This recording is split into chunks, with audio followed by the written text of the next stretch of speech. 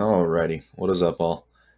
Um, so a little bit overdue for it, maybe, but not really, because it just came out. MW2. Um, I will commend Activision for actually having the studios do the audio correctly this time. It's not complete garbage. It's actually pretty good as a baseline, but for normal, if you're competitive especially, then this video is for you.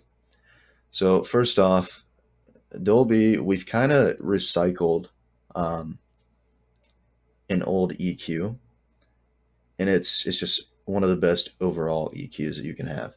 So with that in mind, the in-game settings are going to become pretty crucial here, and we'll get into that later in the video. But uh, first off, we're going to have 32 hertz at 6 dB. We're going to have 64 hertz at 8, 125 at 5, 250 at 0, 500 at 3. We're going to have 1K at 4. Actually, 5, sorry. 2K we're going to have at 7.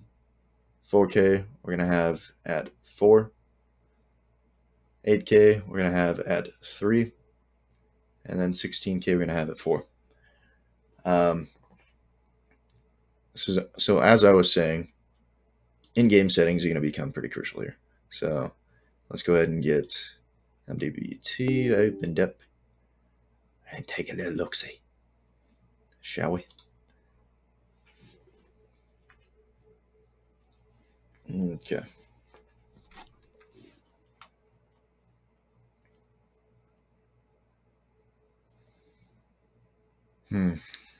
So I think the game is decent, but the maps are pretty awful.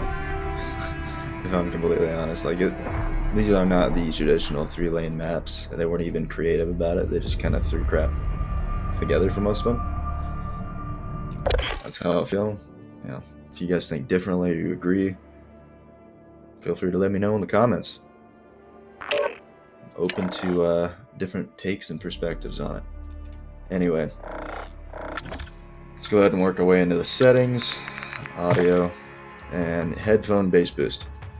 Now, even if you have a good headset that has like 50mm drivers or anything like that, it doesn't matter. Throw headphone bass boost on. You can try out headphone, but I'm telling you, the kind of sound, the thumpiness, and the reverb comes in on this preset. And thumpiness, reverb meaning the footsteps. That's what this video is based on. The rest of this is pretty well just personal preference. I would say put the hit marker volume at 50 because you don't want hit marker overpowering the other sounds and cues going on in game.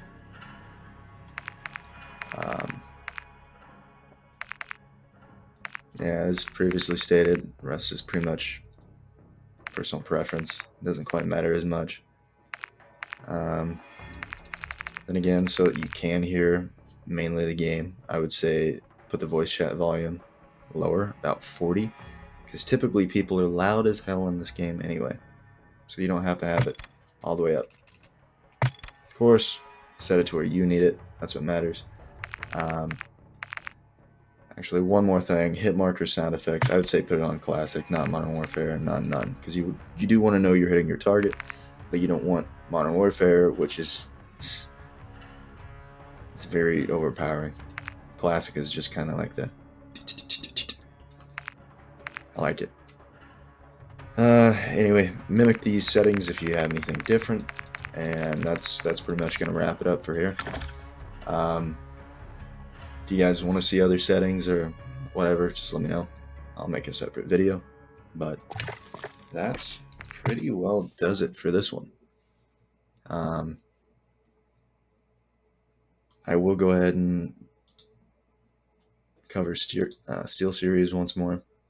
SteelSeries, it's the same as the previous videos. If you're fresh to it, all you gotta do, I'm gonna have this in the description, just so it's an easy reference guide.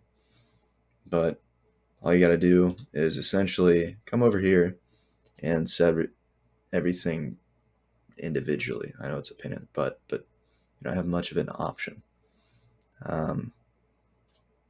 Anyway, previous videos have covered spatial audio, gain, smart volume. Smart volume is the only one that I would really say just kind of mess with, see where you want it to be. Gain is something you'll use if your overall headset isn't really loud enough. You can work it up, but you don't want it to be too overpowering.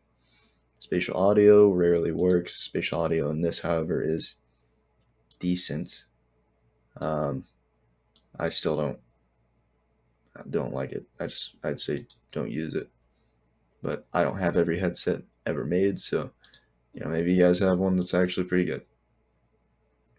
Anyway, Sonar, SteelSeries, it's a good application if you don't have Dolby and a membership to go along with it.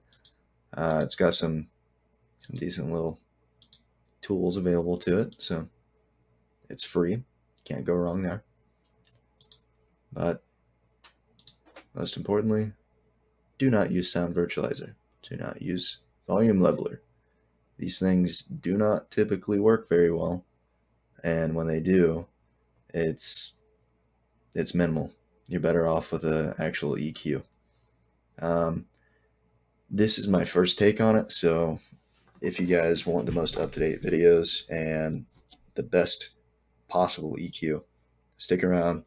I'd appreciate the subscription, like on the video, of course, but most likely you're really just going to want to subscribe that you can keep up to date on the new EQs as they update the game and constantly change little minute shit like they like to. It's stupid. I think they should just have one thing if it works and leave it. But that would be too simple. And most of these studios nowadays are too stupid. So anyway, appreciate you guys tuning in. Hope this helps. And let me know if you want to see anything else. Later.